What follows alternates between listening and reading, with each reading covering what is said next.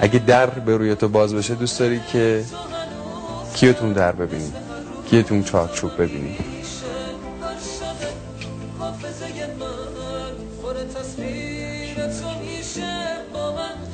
بگو.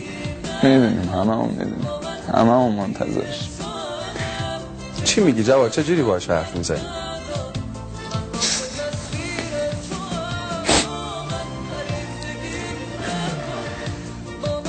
گر پرده ز رخ باز نماید مهدی، از خلق جهان دل برو باید مهدی. ای شیعه چنان منتظر مولا باش، گویی که همین جمعه میآید مهدی.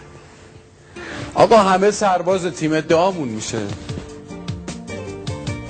حرمت همین اشکای خوشگل جواد رضویان آقا به شما میگیم اگه ما بدیم شما سربازای خوب زیاد داری، ولی اگه شما ما رو نبخشی، شما دل به دل ما ندی، کسی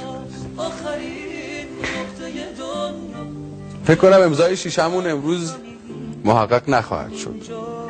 این لحظه ها رو گره میزنیم به ارادت این سرزمین و مردمان نازنینش، به مرد سپید پوشی که همه منتظرشیم و همه چشم انتظارشیم.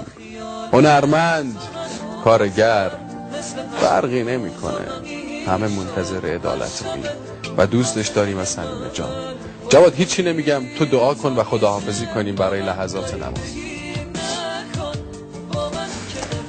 اللهم اجل ولیک الفرج. خدای به حق همین زبونای روزه ظهورشو نزدیک کن، سلامت بدار.